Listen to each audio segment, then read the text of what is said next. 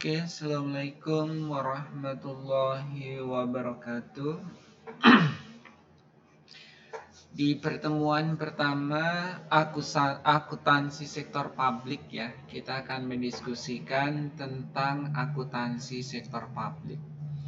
Jadi akuntansi sektor publik itu adalah akuntansi yang diterapkan di sektor-sektor publik ya, atau public sector accounting. Nah, sektor publik itu adalah entitas-entitas yang tidak berorientasi mencari laba, tetapi orientasinya adalah memberikan pelayanan kepada masyarakat. Ya. Contoh-contoh dari entitas publik atau sektor publik itu adalah entitas yang bentuknya adalah yayasan, kemudian pemerintah daerah. Ini saudara harus bedakan ya. Contoh entitas publik itu kan bisa pemerintah pusat, pemerintah daerah, kemudian sekolah, kemudian rumah sakit, ya, universitas. Tetapi saudara harus jeli bahwa tidak semua rumah sakit itu adalah public sector ya. Rumah sakit yang berbentuk perseroan berarti dia adalah private sector ya, atau sektor swasta karena orientasinya adalah laba. Jadi ciri laba itu suatu entitas yang biasanya itu entitas tersebut dinaungi dalam bentuk yayasan. Seperti sekolah maupun universitas ini udah menjadi industri ya. Beberapa sekolah atau universitas itu ada yang berbentuk perseroan. Maka dia bukan public sector.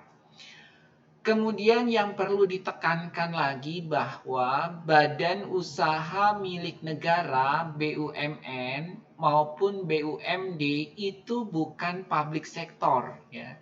Badan usaha milik negara, badan usaha milik daerah itu bukan sektor publik ya atau public sector.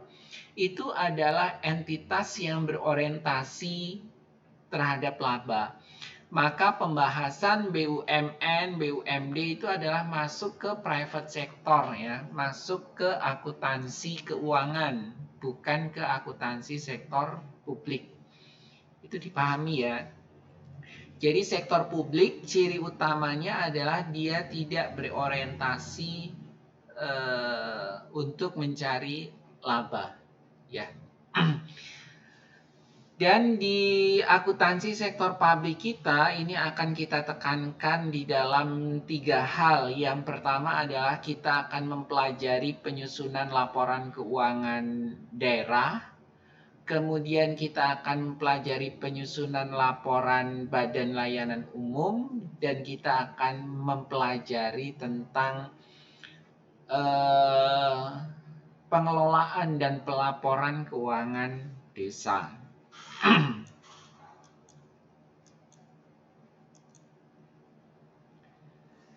Nah, di bab pertama di mata kuliah akuntansi sektor publik ini kita akan pelajari tentang akuntansi pemerintahan, government accounting, dan siklus akuntansi daerah.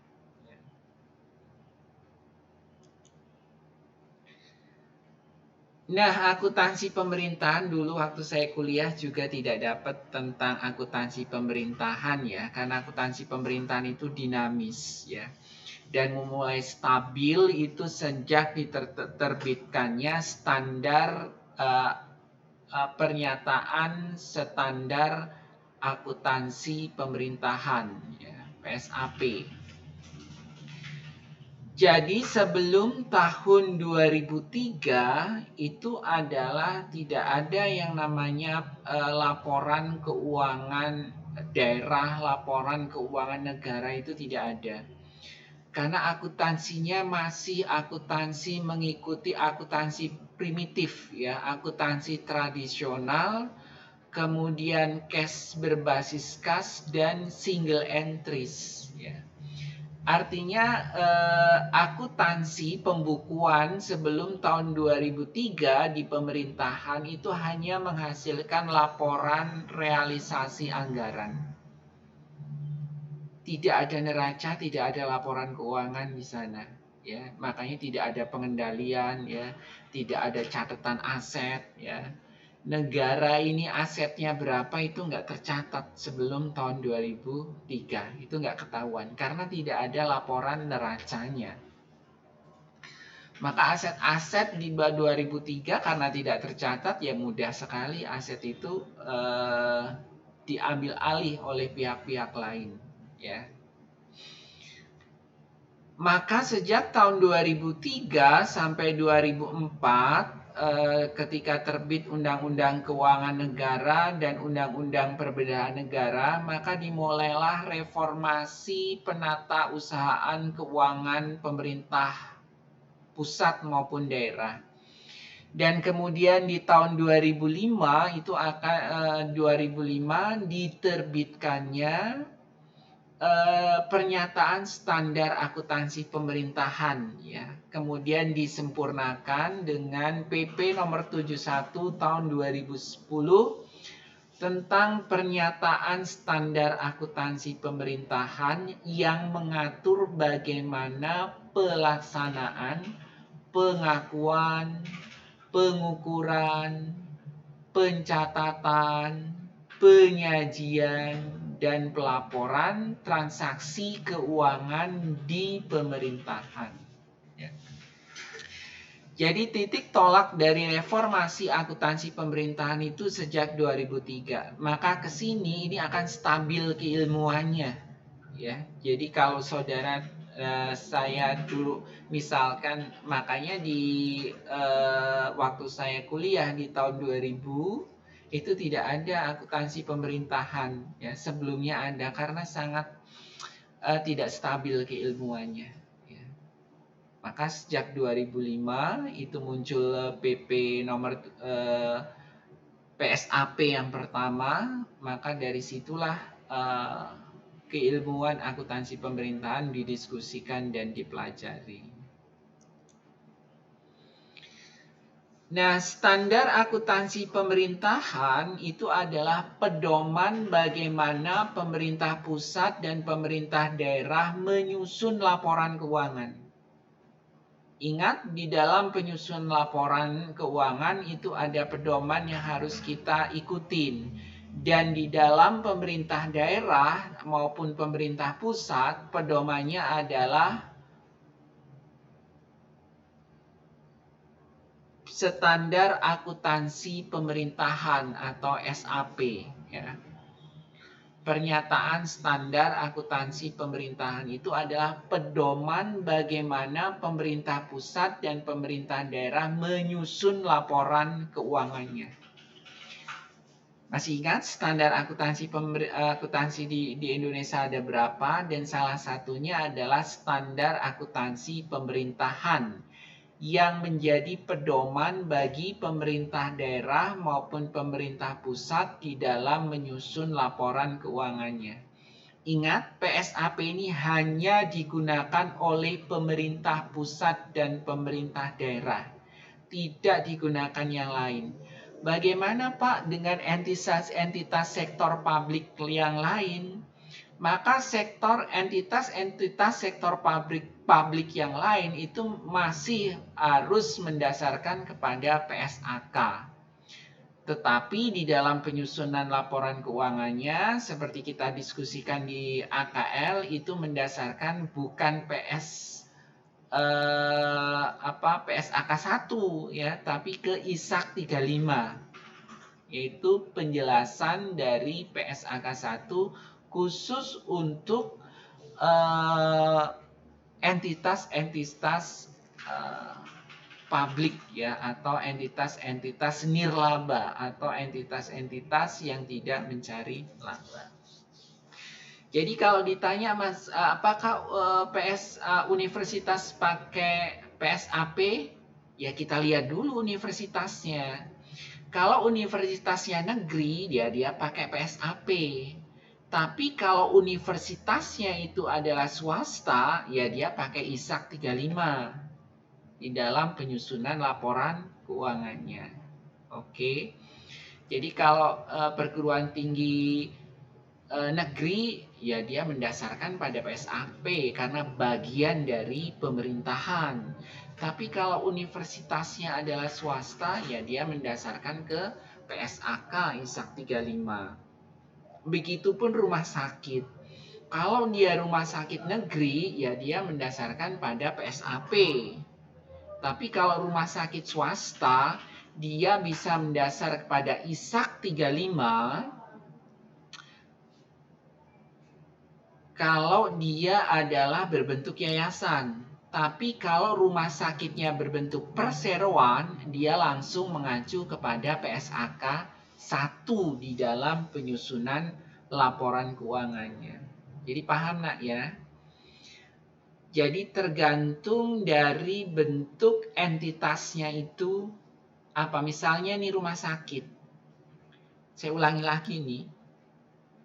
Kalau rumah sakit itu milik pemerintah, maka pelaporan keuangannya menggunakan pernyataan standar akuntansi pemerintahan.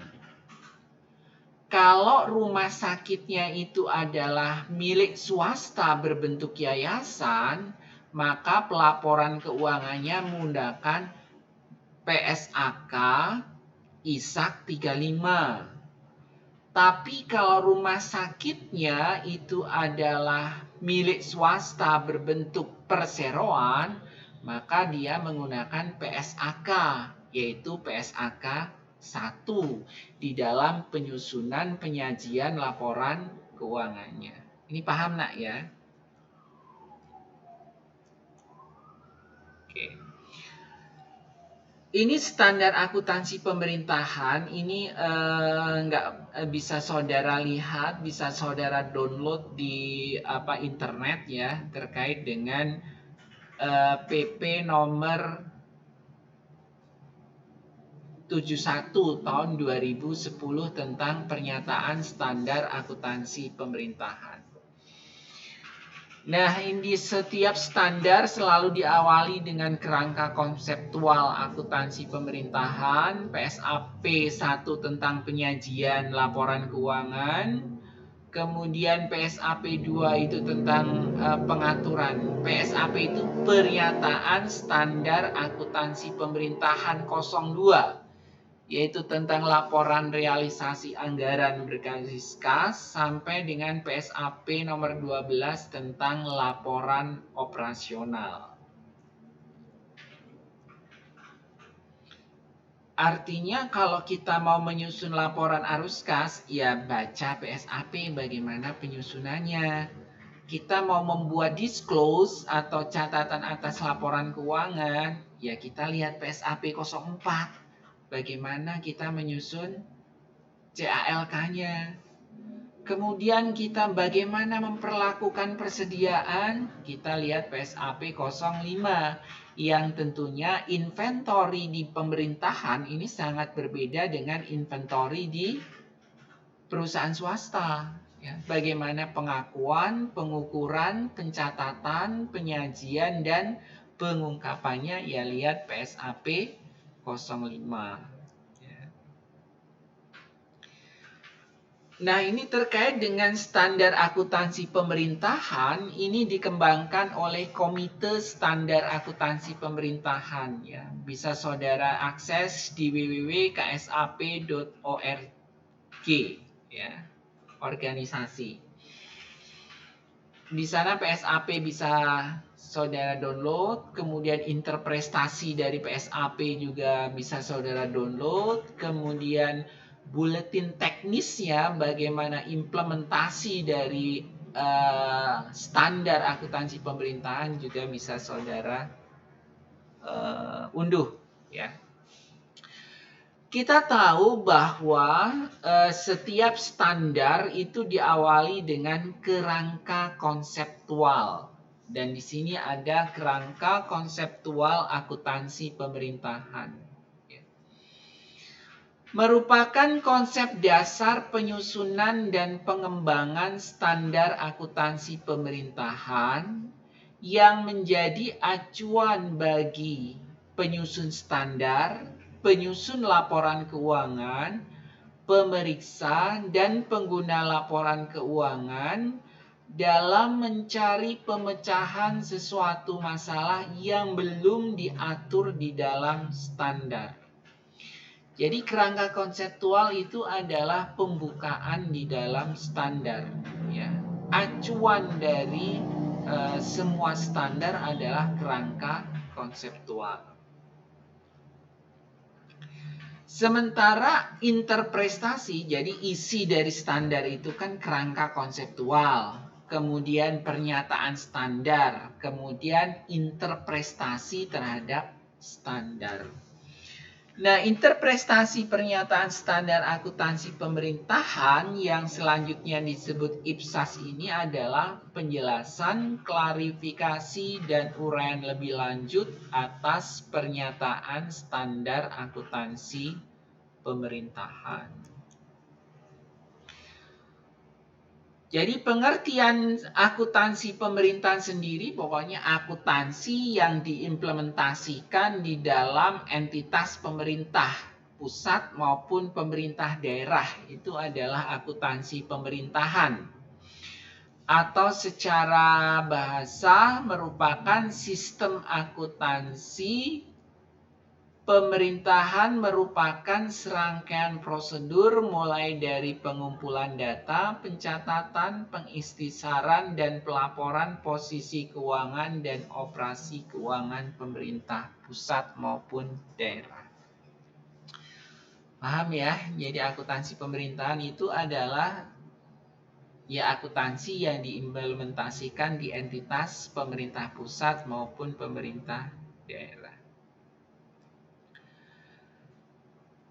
Nah, salah satu tujuan dari akuntansi pemerintah itu adalah menyajikan laporan keuangan daerah.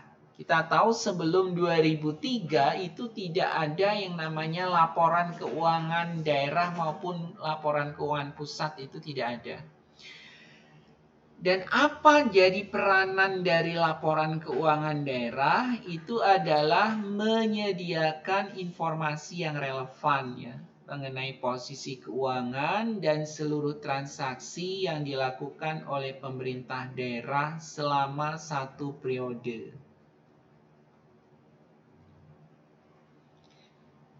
Jadi berapa harta dari pemerintah daerah itu kita bisa tahu ya, berapa uang yang dikelola oleh pemerintah daerah selama 1 tahun itu kita tahu ya. Jadi tersedia informasi tersebut.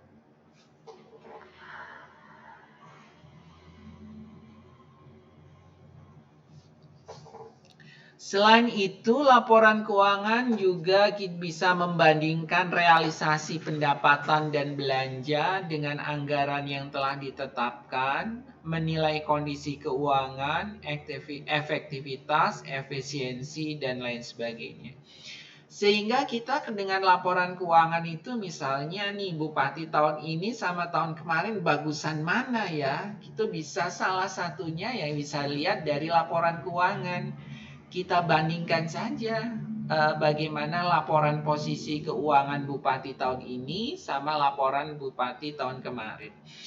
Atau kita bisa menggunakan tren historis. Apakah Bupati selama menjabat itu kinerja keuangannya seperti apa? Ya. Walaupun itu hanya dalam ranah-ranah akademis ya. Kita bisa tahu kinerjanya itu naik atau turun seperti itu. Berarti kalau turun berarti nggak usah kita pilih lagi, kalau naik ya kita pilih lagi ya. Tapi itu kan banyak intervensi politik di dalam pemilihan kepala daerah. Tapi minimal kita sebagai warga yang terdidik itu bisa melihat kinerja, salah satu kinerja dari pemimpin daerah itu dari laporan keuangan. Misalkan suatu daerah melakukan pembangunan terus. Nah, duitnya dari mana? Nah, ini bisa kita lihat dari laporan keuangan. Apakah duitnya itu berasal dari penerimaan atau berasal dari utang? Kalau dari utang ya semua pemimpin juga bisa melakukan pembangunan dengan cara berhutang. Yang artinya di periode berikutnya lah yang dibebani untuk membayar utang. Nah, itu merupakan bisa kita lihat dari laporan keuangan daerah yang sekarang sudah open ya, bisa diakses oleh semua warga negara. Nah, selain itu, beberapa peranan laporan keuangan daerah itu bersifat menjadi laporan keuangan itu menjadi akuntabilitas ya. Akuntabilitas persamaannya apa? Pertanggungjawaban ya. Jadi akuntabilitas adalah pertanggungjawaban. Jadi laporan keuangan adalah bagian dari bentuk pertanggungjawaban dari pengelola keuangan. Dalam hal ini adalah pemerintah pusat maupun pemerintah daerah. Laporan keuangan juga mempunyai peranan sebagai manajemen, ya artinya membantu manajemen pemerintah daerah, pengelolaan pemerintah daerah dalam mengambil keputusan, baik terkait dengan program yang akan dijalankan maupun penyusunan anggaran. Kemudian merupakan bentuk transparansi pengelolaan keuangan, berapa duit yang diterima, berapa duit yang dibelanjakan, itu bentuk transparansi. Dan tadi ini saya diskusikan yaitu terkait dengan keseimbangan generasi. Ya, apakah generasi masa depan itu akan terbebani dengan pengeluaran generasi masa kini? Itu bisa dilihat di dalam laporan keuangan. Kalau pembangunan dilakukan dengan cara berhutang, berarti adalah tidak ada keseimbangan generasi. Karena generasi masa depan akan menanggung akibat dari kegiatan generasi masa sekarang. Nah, ini adalah tujuan dari laporan keuangan. Menyediakan informasi mengenai apakah penerimaan periode berjalan cukup untuk membiayai seluruh pengeluaran. Artinya tujuan laporan keuangan adalah memberikan informasi ya kepada pengguna keuangan dalam rangka untuk mengambil keputusan yang ekonomi.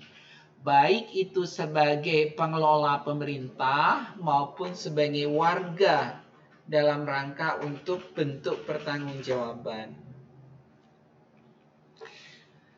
Menyediakan informasi mengenai apakah cara memperoleh sumber daya ekonomi dan alokasinya telah sesuai dengan anggaran yang ditetapkan dan peraturan perundang-undangan.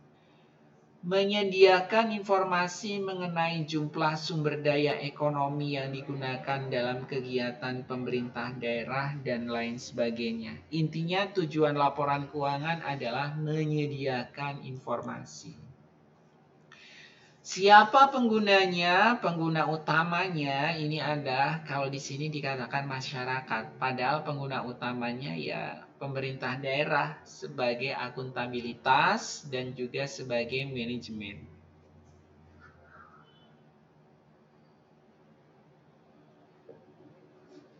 Bisa masyarakat, wakil rakyat, lembaga pengawas, lembaga pemeriksa. Ya, lembaga pengawas itu adalah BPKP, lembaga pemeriksa itu adalah BPK, ya, Badan Pemeriksa Keuangan. Kalau BPKP, Badan Pengawas apa itu? BPKP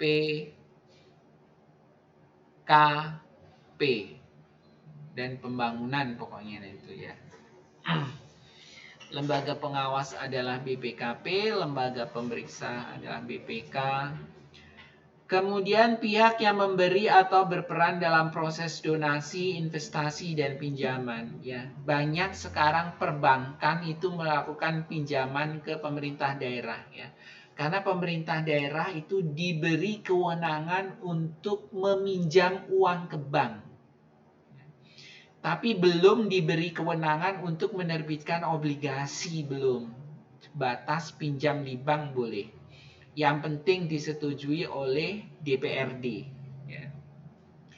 Normatif, kalau pemerintah daerah itu adalah kekurangan dana di dalam pengelolaan keuangan daerah, maka pemerintah daerah boleh meminjam ke lembaga keuangan dalam negeri seperti perbankan untuk memenuhi belanja operasionalnya. Saya katakan tadi utangnya sekarang. Nah, kenapa utang sekarang? Ya udah periode 2, ya tahun depan udah nggak ada lagi jadi bupati, ya utang-utang banyak aja tahun ini. Ya. Kemudian pemerintah, ini adalah pengguna laporan keuangan. Nah, kita akan belajar tentang entitas akuntansi dan entitas pelaporan. Ya, artinya berbeda entitas akuntansi dan entitas pelaporan. Kalau entitas akuntansi itu adalah unit pada pemerintah yang mengelola anggaran, kekayaan, dan kewajiban, yang menyelenggarakan akuntansi dan menyajikan laporan keuangan atas dasar akuntansi yang diselenggarakan. Sementara entitas pelaporan yang merupakan unit pemerintah yang terdiri satu atau lebih entitas akuntansi yang menurut ketentuan wajib menyajikan laporan pertanggungjawaban berupa laporan yang bertujuan umum. Oke deh. Jadi kalau di dalam pemerintah daerah, misalnya pemerintah Kota Bandar Lampung, entitas pelaporannya hanya satu, yaitu adalah pemerintah Kota Bandar Lampung. Entitas akuntansinya itu banyak, ya. Kota Bandar Lampung itu misalnya di Kota Bandar Lampung itu ada Dinas Pendidikan. Dinas Pendidikan ini entitas akuntansi. Ada Dinas Pendidikan, misalnya ada Dinas Perindustrian, ini ada entitas akuntansi ya. SKPD, Satuan Kerja Perangkat Daerah, itu adalah entitas akuntansi. Misalnya kalau dia rumah sakit berbentuk BLU, dia juga merupakan entitas akuntansi. Tapi entitas yang wajib menyusun laporan keuangan untuk publik itu hanya satu, yaitu pemerintah Kota Bandar Lampung. Saudara lihat aja tuh ya, Kota Bandar Lampung, struktur organisasinya bagaimana. Nah, setiap subsistem di dalam organisasi itu adalah entitas akuntansi.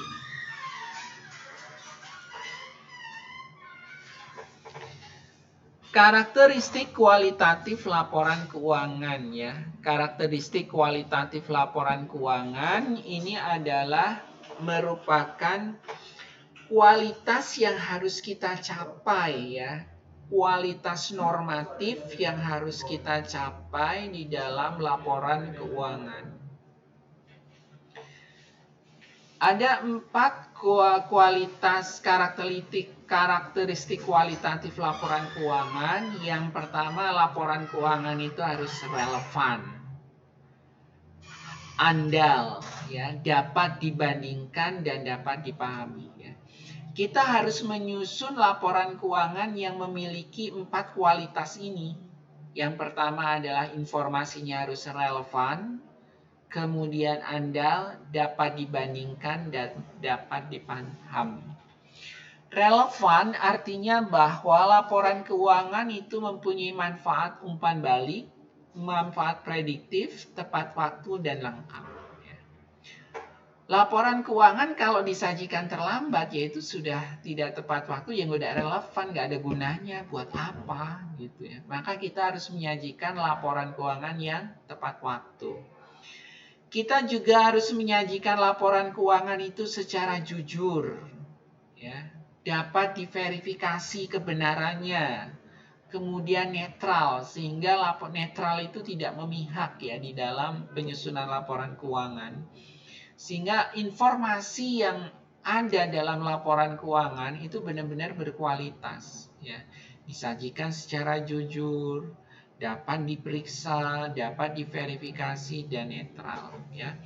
Kemudian dapat dibandingkan dengan tahun-tahun sebelumnya, artinya di sana ada konsistensi kebijakan, sehingga angka-angka di dalam laporan keuangan itu dapat dibandingkan dengan tahun-tahun sebelumnya, sehingga kita bisa menarik kesimpulan yang baik, yang tepat ya. Konsisten dalam pengukuran dan pengakuannya, sehingga nanti simpulan yang kita buat itu tepat, kemudian dapat dipahami. Nah, ini prinsip akuntansi dan pelaporan keuangan pemerintah. Yang pertama adalah basis akuntansi. Di dalam akuntansi pemerintahan kita menggunakan dua basis ya. Ingat ya, kalau di dalam sektor privat, sektor swasta kita hanya ada satu basis akuntansi, yaitu basis akrual. Sementara di akuntansi pemerintahan itu kita menggunakan dua basis. Yang pertama adalah basis kas dan basis akrual. Basis kas itu untuk mencatat laporan realisasi anggaran. Kemudian basis akrual itu mencatat untuk memenuhi pelaporan operasional. Oke, ingat ya, basisnya ada dua, yaitu adalah basis kas dan basis akrual. Jadi yang perlu ini kita tanamkan nih nak ya. Setiap ada transaksi kas dicatat dua kali. Setiap transaksi yang melibatkan kas masuk atau kas keluar dari pemerintah daerah selalu dicatat dua kali, yaitu dua jurnal. Setiap pencatatan kas, dua jurnal. Ingat, setiap mencatat kas itu selalu dilakukan dengan dua kali pencatatan atau dua kali jurnal. Prinsip yang kedua adalah historical cost is no problem, kemudian realisasi ya, kemudian substansi mengumpuli bentuk, perioditas, konsisten ya. Konsisten itu supaya dapat dibandingkan. Konsisten dalam penerapan metode dan kebijakan akuntansi yang diambil. Misal kalau kita di dalam persediaan menggunakan FIFO ya FIFO terus ya, konsisten supaya laporan keuangan itu dapat dibandingkan dengan tahun sebelumnya. Jangan hari ini FIFO, besok average ya, besoknya lagi FIFO lagi ya, harus konsisten. Kecuali kondisi tertentu harus merubah metode dalam rangka untuk memperoleh informasi yang lebih berkualitas, itu boleh. Kemudian pengungkapannya lengkap dan prinsip penyajiannya wajar. Nah, ini yang perlu saudara ingat ya. Laporan keuangan daerah itu ada 7. Ada berapa? Laporan keuangan daerah itu ada 7. Yang pertama adalah laporan realisasi anggaran atau LRA. Yang kedua adalah laporan perubahan saldo anggaran lebih. Yang ketiga laporan operasional, laporan perubahan ekuitas, laporan neraca, laporan arus kas, dan catatan atas laporan keuangan. Jadi laporan keuangan daerah itu ada 7. LRA, LPSAL, LO, LPE, neraca, LAK, dan CALK. Yang ngerti ya, laporan keuangan daerah ada berapa? Ada 7. Yang wajib terbit setiap akhir tahun. Entitas pelaporan ngerti, entitas akuntansi juga ngerti. Dianggap ngerti. Ya. Ini adalah keterkaitan antar laporan keuangan, ya. LRA itu temennya adalah laporan perubahan saldo anggaran lebih. Ya. Sementara laporan operasional itu temennya adalah laporan perubahan ekuitas dan neraca. Perlu diingat, setiap transaksi yang terkait dengan kas masuk atau kas keluar dari pemerintah daerah selalu dicatat 2 kali. Ingat, dicatat 2 kali. Yaitu pencatatan basis kas akan menghasilkan LRA dan pencatatan basis akrual akan menghasilkan laporan operasional.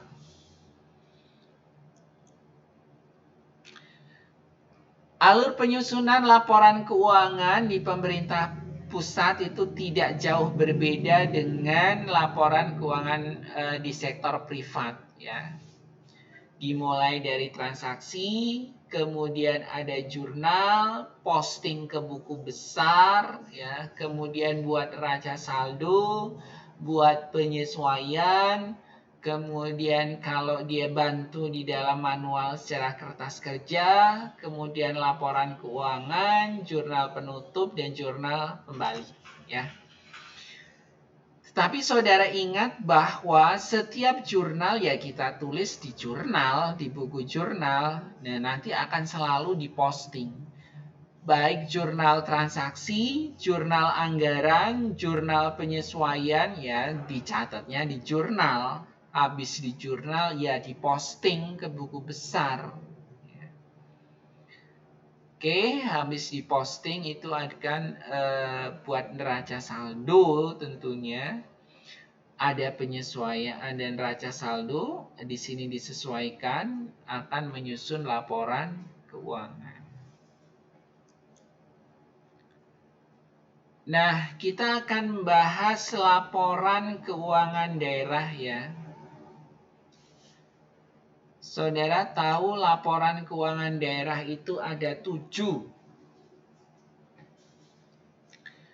Laporan keuangan daerah itu ada 7. Nih, ini adalah contohnya adalah laporan keuangan LKPD DKI Jakarta tahun 2021. Ini totalnya adalah 1154 lembar. Ya. Jadi kita menyusun laporan keuangan dengan CALK itu ya beribu-ribu lembar ya. Bukan cuma 7 lembar sesuai dengan 7 laporan keuangan, ya tidak ya. Tapi kita lihat di LKPD Pemda DKI ini total laporan keuangan saja yang terbit tidak termasuk laporan tahunan itu ada 1154 lembar. Dan itu harus diketik semua ya, bukan produce dari sistem bukan ya, tapi ini harus diketik. Itulah guna akuntansi pemerintah daerah ya. Oke, kita akan pelajari struktur pertama adalah struktur laporan keuangan daerah. Yaitu pertama adalah laporan realisasi anggaran, pendapatan dan belanja daerah. Ingat di judul laporan itu ingat 4 baris ya. Yang pertama adalah entitasnya, ini pemerintah provinsi DKI Jakarta. Kemudian ini adalah judul laporan, yaitu laporan realisasi anggaran, pendapatan dan belanja daerah. Periodenya, kemudian satuannya, unit rupiahnya. Oke. Laporan realisasi anggaran, pendapatan, dan belanja daerah ini laporan keuangan yang disusun dengan basis kas, yaitu cash basis. Laporan keuangan pemerintah, laporan realisasi anggaran ini menggambarkan jumlah pendapatan yang diterima oleh pemerintah daerah dan jumlah belanja yang dilakukan oleh pemerintah daerah. Kita bisa lihat komponen pertama dari laporan realisasi anggaran itu adalah pendapatan. Pendapatan dibagi menjadi 3. Yang pertama adalah pendapatan asli daerah. Yang kedua adalah pendapatan transfer. Dan yang ketiga adalah lain-lain pendapatan yang sah. Jadi sumber duit dari pemerintah daerah itu sumber duitnya ada 3. Yaitu dari pendapatan asli daerah, dari pendapatan transfer, dan dari lain-lain pendapatan yang sah. Ini sumber duit dari pemerintah daerah. Nah, pendapatan asli daerah itu dari mana saja pemerintah memperolehnya? Pendapatan asli daerah yaitu adalah pendapatan yang diterima, diperoleh dari sumber daya daerah tersebut. Ya, dari potensi yang ada di dalam sumber daerah tersebut. Ada pajak daerah, ada retribusi daerah. Apa beda pajak sama retribusi? Saudara cari sendiri nih, ya. Nanti saya tanyakan nih, contoh-contoh dari pajak daerah, contoh-contoh dari retribusi daerah, beda pajak daerah sama retribusi daerah. Saudara seperti ini ya. Jadi pendapatan asli daerah yang pertama itu ada dari pendapatan pajak daerah. Kemudian dari pendapatan retribusi daerah. Kemudian pendapatan hasil pengelolaan kekayaan daerah yang dipisahkan. Kemudian lain-lain pendapatan asli daerah yang sah. Pendapatan hasil pengelolaan kekayaan daerah yang dipisahkan itu misalnya adalah dividen dari badan usaha milik daerah. BUMD itu adalah kekayaan daerah yang dipisahkan, ya. Mungkin setiap akhir tahun dia akan memberikan dividen kepada pemerintah daerah. Nah, akunnya di sini pendapatan hasil pengelolaan kekayaan daerah yang dipisahkan. Kemudian pendapatan yang kedua, sumber keuangan daerah dari pemerintah daerah yang kedua itu adalah transfer. Transfer dari mana? Ya dari pemerintah pusat. Kalau kabupaten dan kota itu transfernya bisa dari 2, yaitu dari pemerintah pusat dapat transfer, dari pemerintah provinsi itu dapat transfer. Transfer itu bagi hasil, ya. Pokoknya dana yang diberikan oleh pemerintah pusat untuk operasional daerah. Kalau dia pemerintah kabupaten kota, dia dapat transfer dari provinsi, dapat transfer dari pemerintah pusat. Nah, transfer dari pemerintah pusat itu bentuknya dana perimbangan, yaitu dana bagi hasil, dana alokasi khusus, dan ada juga dana alokasi umum. Ya. Kemudian dana insentif daerah.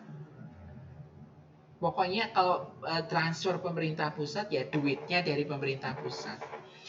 Dana bagi hasil. Ya misalnya dan dana bagi hasil ya, suatu daerah punya pertambangan dikelola oleh BUMN.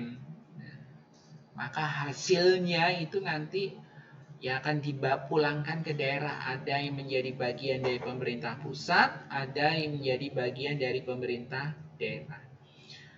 Maka setiap daerah itu ada daerah yang kaya, ada daerah yang miskin. Ya. Kalau Riau, itu misalnya Riau itu banyak sekali dia pertambangan, ya daerahnya kaya. Lampung miskin pertambangan, ya daerahnya miskin. Ya. Dana bahagia hasilnya kecil. Jadi transfer dari pemerintah pusat itu bisa berupa dana bagi hasil pengelolaan kekayaan oleh pemerintah pusat.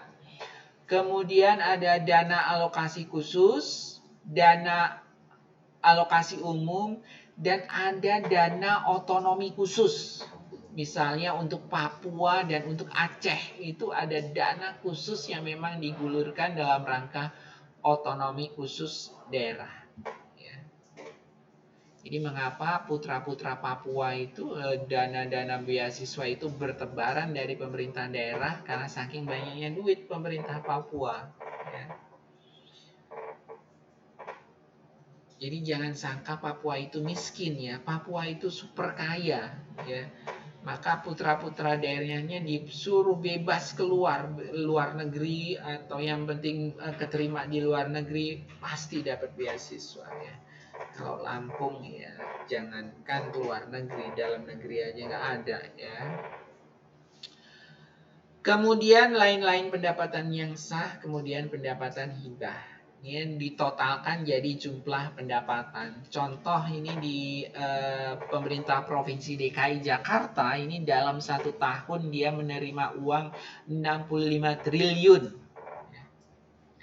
Buat apa saja uang 65 triliun itu ada di akun belanja.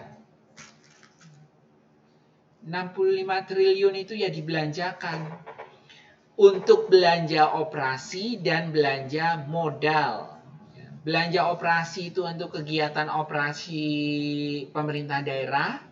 Ada belanja pegawai, barang dan jasa. Barang dan jasa ini perlengkapan lah ya. Kertas dan sebagainya itu akunnya belanja barang dan jasa. Belanja bunga, belanja subsidi, belanja hibah, belanja bantuan sosial. Ini adalah kegiatan operasional. Belanja modal ada belanja tanah, belanja peralatan dan mesin, belanja gedung, belanja jalan, aset tetap lainnya. Ada belanja tak terduga. Oke ya, jadi pendapatan ada 3, ada pendapatan asli daerah, pendapatan transfer, dan pendapatan lain-lain pendapatan yang sah. Nah, pendapatan ini digunakan untuk belanja. Ada 3 juga belanja komponennya, yaitu belanja operasi, belanja modal, dan belanja tak terduga.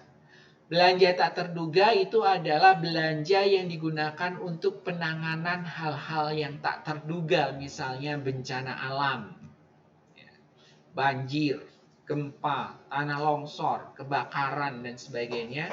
Maka duitnya, akunnya itu ada di belanja tak terduga. Selain itu, pendapatan yang 65 triliun tadi, selain digunakan untuk belanja, itu juga digunakan untuk transfer. Transfer kemana? Yaitu kalau dia pemerintah provinsi, dia transfer ke kabupaten. Kalau dia pemerintah kabupaten, itu transfer ke desa.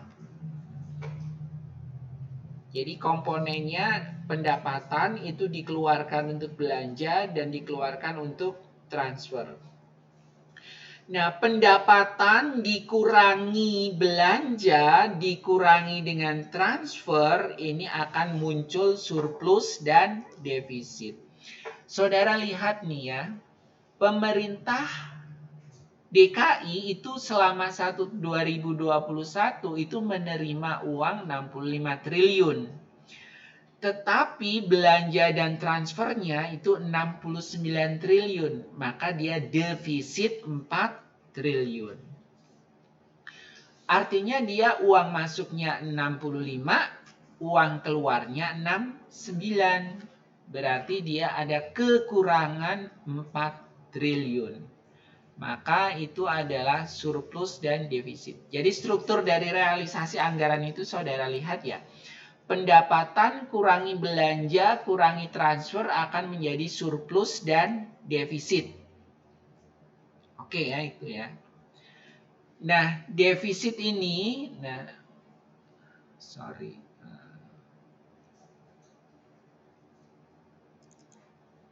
kalau dia defisit berarti kan dia kekurangan uang itu kan.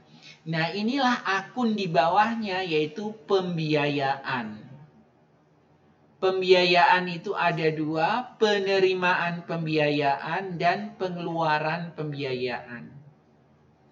Ini diingat-ingat. Penerimaan pembiayaan itu digunakan untuk menutupi defisit. Karena namanya penerimaan pembiayaan itu uang masuk. Pengeluaran pembiayaan itu digunakan untuk menggunakan surplus. Teorinya seperti itu. Ya, karena pengeluaran pembiayaan itu adalah kas keluar. Penerimaan pembiayaan itu dari mana saja?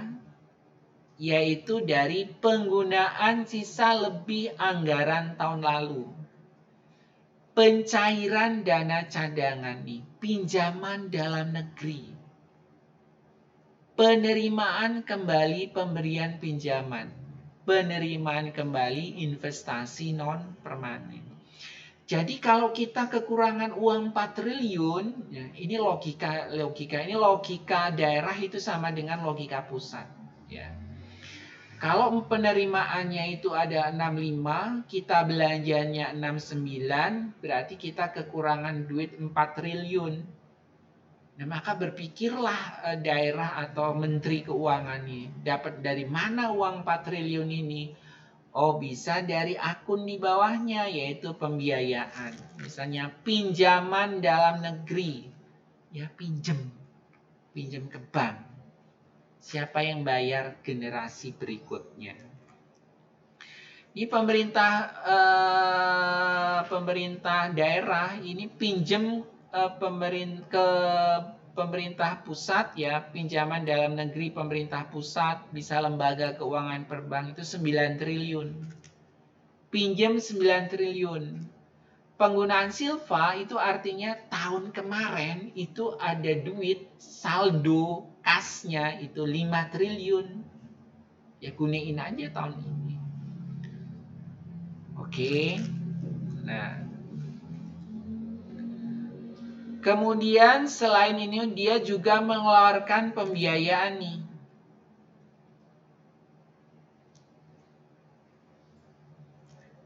Ini ada uang masuk 14 triliun ya. Sementara ini ada uang masuk 14 triliun, sementara kita hanya kekurangan 4 triliun.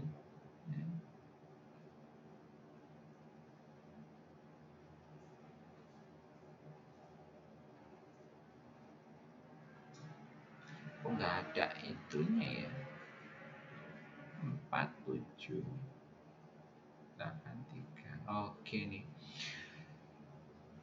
Nih, kita tadi kekurangan duit 4 triliun, ada duit masuk 14 triliun, digunakan untuk apa aja nih?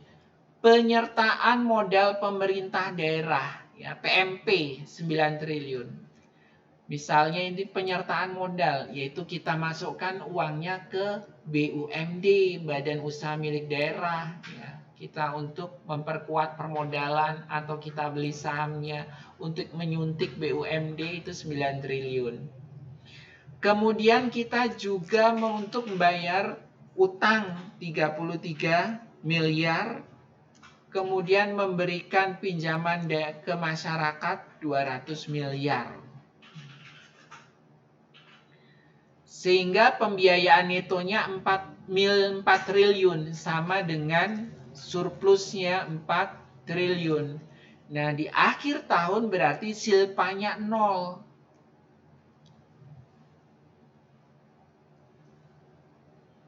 Silpa 0 artinya di akhir tahun 2021 itu pemerintah daerah DKI itu benar-benar nggak punya duit, ya. Silpanya 0. Ntar kita coba neracanya. Silpanya 0.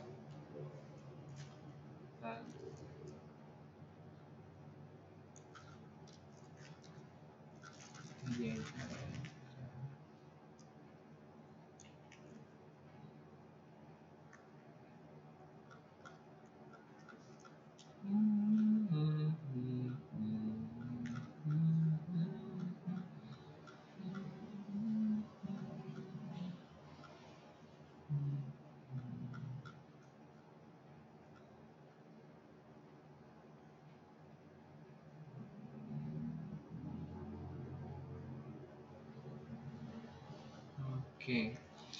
Jadi di akhir tahun kalau silpanya 0 berarti bahwa pemerintah daerah ini benar-benar tidak punya uang bebas ya. Artinya tidak punya uang lagi yang untuk digunakan di awal tahun 2021. Karena silpanya adalah 0. Silpanya 0.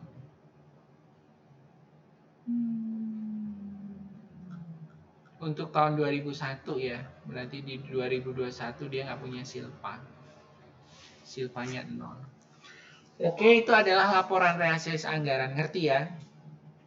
Pendapatan dikurangi belanja, dikurangi transfer, itu akan menjadi surplus defisit ya. Surplus defisit ini akan ditambah oleh penerimaan pembiayaan, dikurangi pengeluaran pembiayaan, yang dimana di situ adalah pembiayaan neto akan menjadi silpa, sisa lebih pembiayaan anggaran. Oke, ngerti? Dianggap ngerti ini. Laporan keuangan yang kedua itu adalah laporan perubahan saldo anggaran lebih. Ini formatnya adalah saldo anggaran lebih awal. Ini dari tahun lalu. Penggunaan SAL sebagai penerimaan pembiayaan tahun berjalan itu 0. Sama dengan saldo awalnya, ditarik semua. Ini ada ringkasan pendapatan, ringkasan belanja, ya. Surplus defisitnya, ada penerimaan pembiayaan, pengeluaran pembiayaan, ada pembiayaan neto. Ya. Kemudian menjadi sisa lebih anggaran.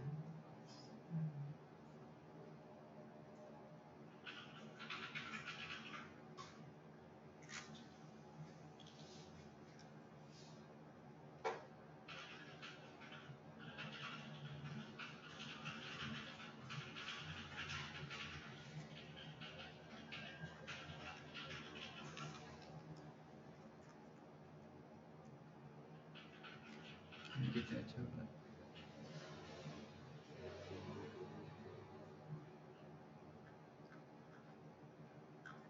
Sebentar.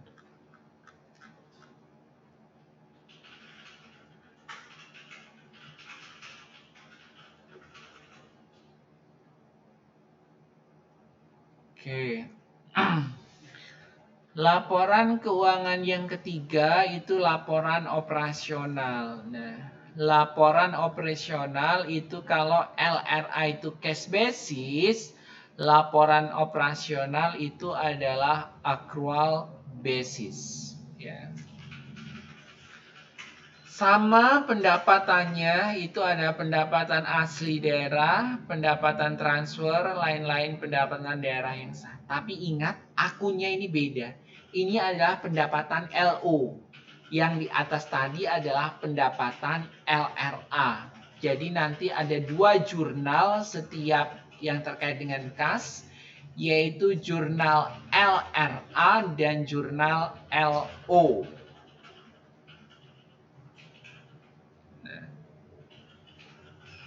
Beban ini hanya beban operasi saja, kemudian beban transfer.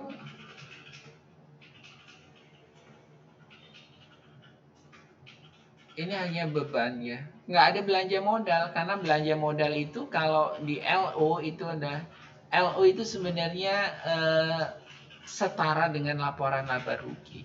Ya. Kalau LO di LRA namanya beban, belanja, di LO namanya beban ya. Jadi pendapatan dikurangi beban akan menjadi surplus dan defisit. Tapi ingat ini berbeda ini terminologinya. Terminologi beban, terminologi belanja. Kalau belanja itu adalah uang kas yang dikeluarkan oleh pemerintah. Itu belanja.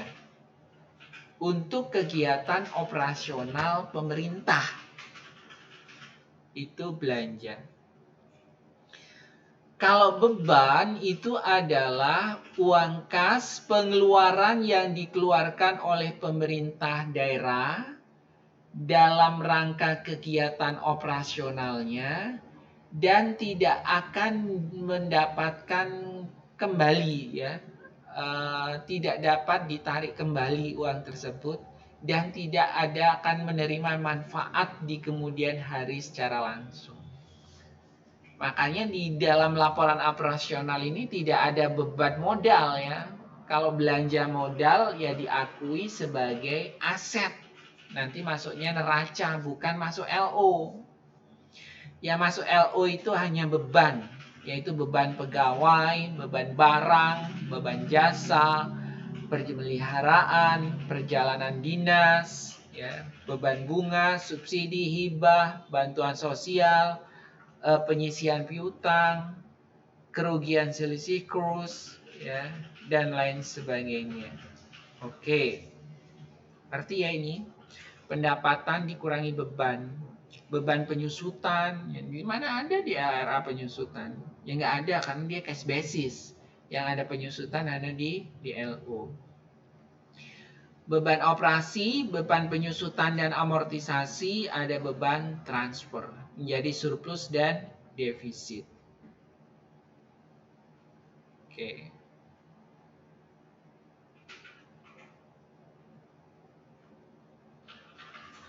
Surplus dan defisit kemudian ada kegiatan non-operasi, misalnya surplus penjualan aset, ya. Surplus non-operasional, kemudian defisit non-operasional, ya. Kemudian pos extraordinary. Beban luar biasa, kalau ini adalah belanja tak terduga. Kalau di LRA belanja tak terduga masuk ke extraordinary item, ya, pos luar biasa. Jadi saya ulangi lagi, dari bentuk LO itu adalah pendapatan dikurangi belanja, jadi surplus defisit, ya. Plus minus surplus defisit kegiatan non operasional. Ini surplus defisit kegiatan operasional. Kemudian ditambah atau dikurangi surplus defisit kegiatan non operasional. Kemudian dikurangi pos luar biasa akan menjadi surplus atau defisit. Ngerti ya? Belajar sendiri ya, saudara pasti ngerti. Setelah itu adalah laporan perubahan ekuitas. Ya, ekuitas awal, ya, surplus. Nah, ini dari LO operasional tadi 14, surplus operasional masuk ke sini, ya. Kemudian ketemu ekuitas akhir. Nah, gampang aja lah. Ekuitas awal ngambil dari tahun lalu, kemudian koreksi kalau ada koreksi penyajian di tahun ini, kalau enggak ya koreksi ekuitas awal ditambah surplus atau dikurangi defisit LO akan menjadi ekuitas akhir. Ya itu aja. Kemudian laporan, ini apa, laporan apa ini tadi ya? Perubahan ekuitas, ya. Ini laporan perubahan ekuitas secara rinci, ya. Mesti nggak usah yang rinci-rinci, tapi harus saudara sajikan ya. Kemudian neraca. Nah, ini yang penting ini. Neraca. Itu neracanya dirinci, pentinglah bacanya ya.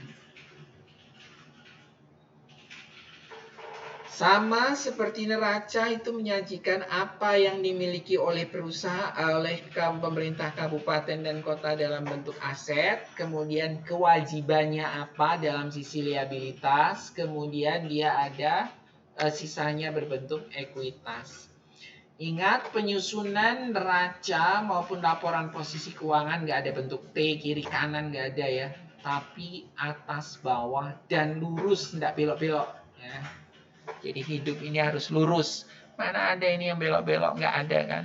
Lurus angkanya, nggak usah dibelok-belokin. Pening kalian belok ya. Nah, ini aset itu ada aset lancar dan aset tidak lancar ya. Aset lancar ini adalah kas, piutang, ya, ada persediaan, kemudian investasi jangka panjang, aset tidak lancar, ada investasi jangka panjang, ada aset tetap. Ini aset tetapnya ini, terus ada ini rinci banget neracanya. Harusnya neraca itu tidak perlu rinci ya, rinciannya ada di CALK. Tapi no problem, ini daerah ya. Kemudian ada aset lainnya, total aset, kewajiban. Kewajiban jangka pendek dan kewajiban jangka panjang. Ini enaknya daerah seperti ini, nah, ekuitasnya itu nggak ada rincian, ya ekuitas saja. Yang diambil dari atas laporan perubahan ekuitas, masuk ke sini.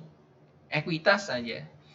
Kewajiban dibagi ke jangka panjang, jangka pendek dan jangka panjang. Ya, jangka pendek itu utang PFK itu utang perhitungan pihak, bukan pihak nih ya, pihak ketiga. Contohnya ada utang pajak. Utang pajak itu di sini maksudnya utang PFK, perhitungan pihak ketiga.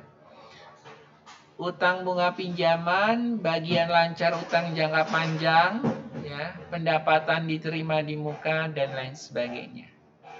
Jadi aset, kewajiban, ekuitas. Gampang ini.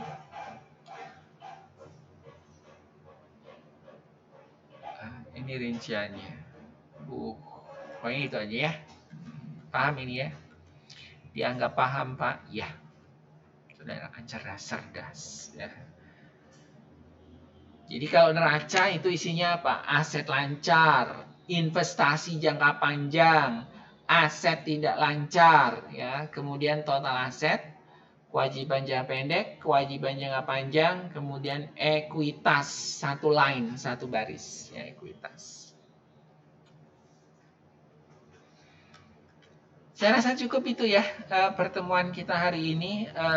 Yang paling penting adalah saudara memahami bagaimana struktur laporan keuangan daerah dan saudara paham akun-akunnya, terutama akun LRA, akun LO, dan akun neraca itu udah harus di luar kepala saudara, supaya nanti jurnalnya lancar.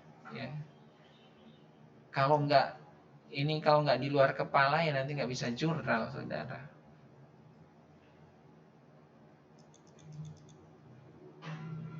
Nah, ini harus hafal nih pendapatan asli daerah, akunnya apa aja ya. Berarti pajak daerah, retribusi daerah, hak pengelolaan kekayaan daerah, ini harus hafal. Misalnya nanti ada transaksi gini, nah, diterima dividen dari BUMD 1 miliar. Berarti dividen kan, berarti kita terima duit kan, duitnya adalah kas ya, kasnya kan masuk ke bendahara ya, masuk ke bendahara berarti adalah rekening RK PPKD. Pada ini pendapatan hasil pengelolaan kekayaan daerah yang dipisahkan. Nggak pada pendapatan dividen ya nggak boleh ya, makanya harus hafal ini.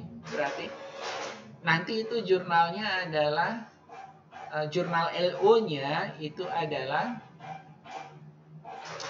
RK PPKD pada tadi ini, tapi LO ya, LO mana LO sama aja LO.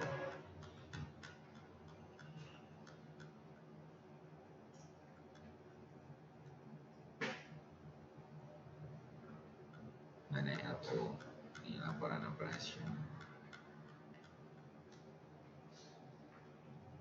RK PPKD pada nih pendapatan hasil pengelolaan kekayaan daerah yang dipisahkan 1 miliar. Kemudian perubahan sal pada pendapatan hasil pengelolaan kekayaan daerah yang dipisahkan LRA. Ini saya kasih contoh ya. Ini contoh aja, nanti saudara akan belajar juga. Yang saya katakan ini apa biar saudara nanti ada gambarannya. Contohnya itu diterima, contohnya nih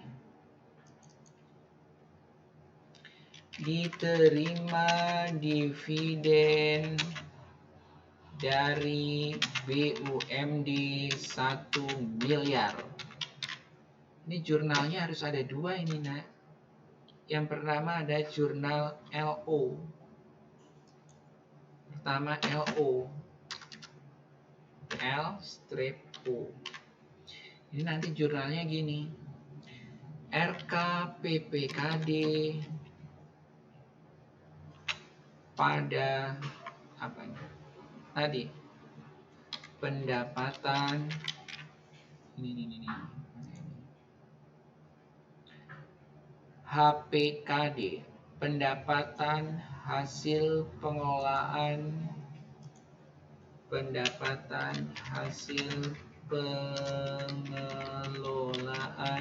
kekayaan daerah yang dipisahkan.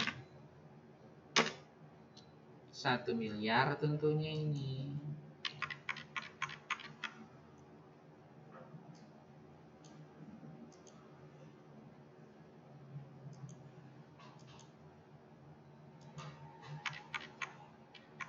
Satu miliar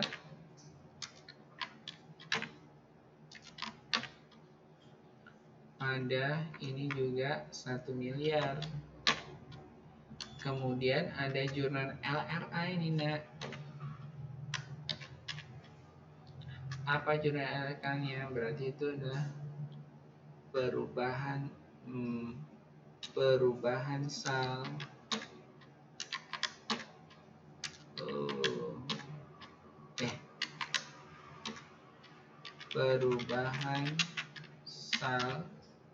pada sama ini.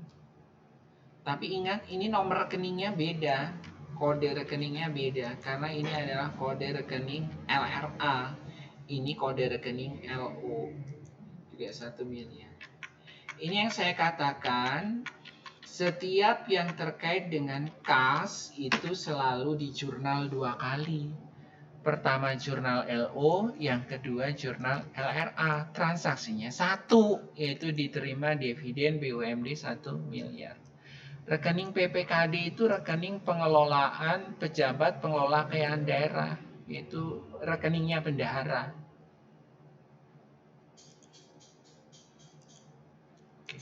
Cukup ya, saya kira pertemuan kali ini. Terima kasih atas perhatiannya. Saya akhiri. Assalamualaikum warahmatullahi wabarakatuh.